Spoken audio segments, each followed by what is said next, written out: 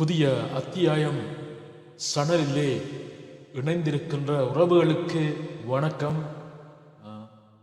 இன்றைக்கு வெகுவாக மிகுந்த துக்கத்திலே காரூர் ஆழ்ந்திருக்கிறது. எங்கு பார்த்தாலும் அழுகை குரல்கள், தங்களுடைய பிள்ளைகளுடைய, இன்னும் கணவருடைய, இன்னும் மகனுடைய, இன்னும் தாயினுடைய இறப்பினாலே அழுது புலம்பிக் கொண்டிருக்கின்ற மக்களுக்கு என்னுடைய ஆழ்ந்த அனுதாபங்கள். இன்னும் இந்த சதியினாலே, இந்த கொடூர சதியினாலே கொலை செய்யப்பட்ட உறவுகளுக்கு நீதி கிடைக்க வேண்டும்.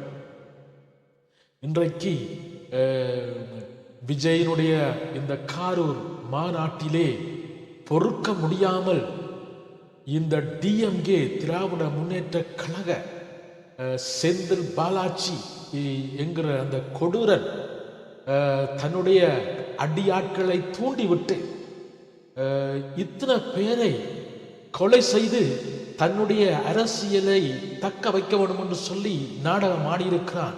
அதற்கு இசைந்தால் போல அங்கிருக்கிற காவல்துறை அது காவல்துறையா அல்லது கொடூர மிருகங்களான எனக்கு தெரியாது.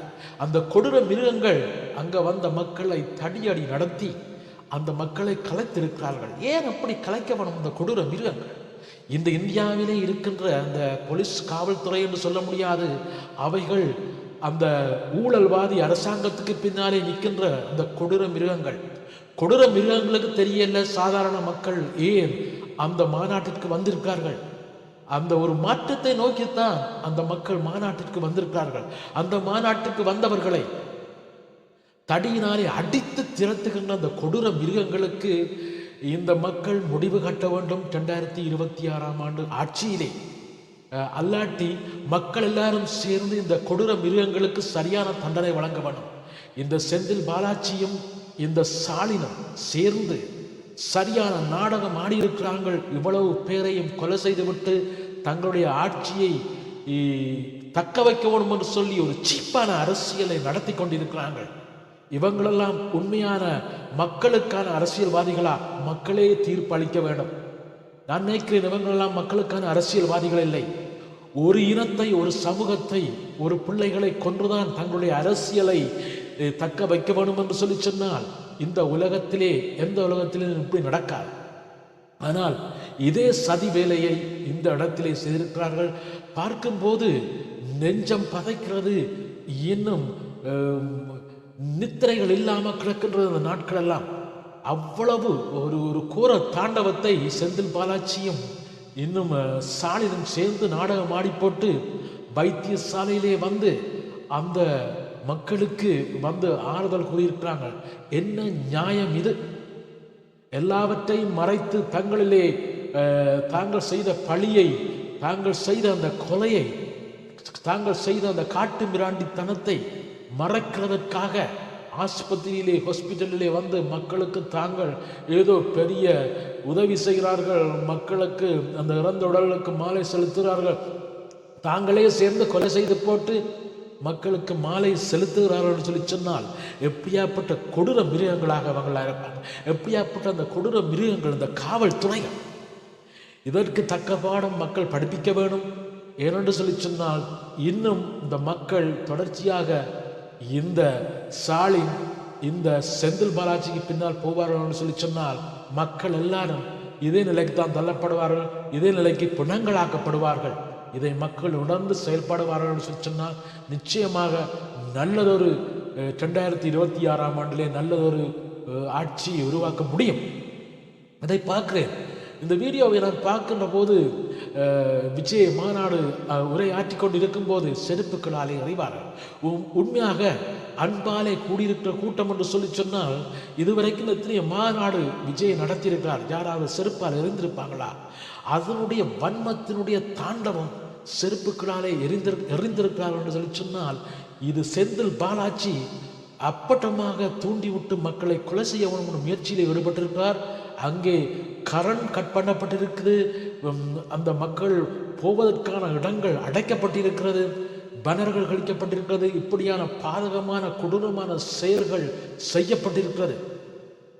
இப்படியான கொடூர ஆட்சியை அடியோடு பிடுங்குவதற்கு இந்த மக்கள் சரியான முடிவை எடுக்கணும். அந்த மக்களுக்கு இன்னுமாக இந்த இந்த இறப்பிலே இன்னும் மூழ்கி இருக்கின்ற இந்த காரூரிலே ஒரு கருப்பு நாளாக இன்றைக்கு இருக்கின்றது. இதை மக்கள் துணிந்து நின்று மக்கள் நல்லதொரு ஆட்சிக்கு வழிவகுக்கணும். இந்த அரசாங்கத்தை அடியோடு அனுப்பணும். இவர்கள் ரோட்டிலே நின்று பிச்சை எடுக்கக்கூடிய மாதிரி இவர்களை அனுப்ப வேணும். நான் இதை பார்க்கின்ற போது நான் கலங்கி விட்டேன். என்ன செய்வதென்று எனக்கு புரியவில்லை. எனக்கு வார்த்தைகளே வரமாட்டோம் என்று சொல்லிவிட்டது. ஆனால் இதை நான் என்னால் சொல்ல முடியாமல் இருக்க முடியவில்லை. அதனால் தான் நான் இன்றைக்கு சொல்லுகிறேன், இப்படியாப்பட்ட அந்த ஊழல் ஆட்சி எப்படி ஒரு மக்களை கொலை செய்து அவர்களை கொலை செய்து ஆட்சி ஏற நினைக்கிறார் என்று சொல்லி சொன்னால், இதோட இழிவுகட்ட கட்சி இல்லை டிஎம்கே.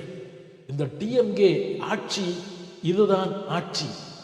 இந்த ஆட்சியை மக்கள் விரும்புகிறார்கள் என்று சொல்லி சொன்னால் அதே மக்கள் படமாக்கப்படுவார்கள். இது காரூர்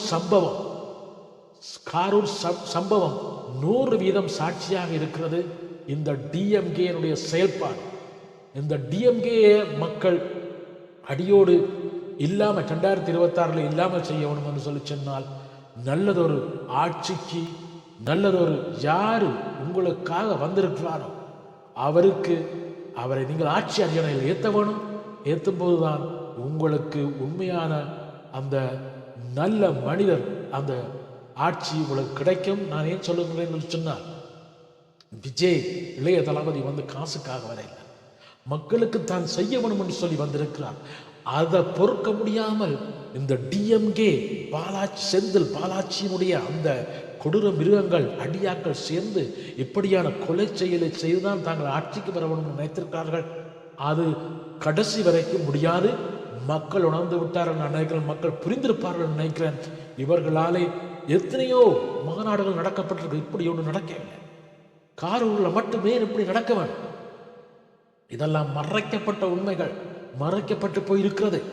நிச்சயமாக இந்த உண்மைகள் வெளியே வரும்போது அந்த ஆட்சியினுடைய அந்த கட்சியினுடைய முகங்கள் உடைக்கப்படும்.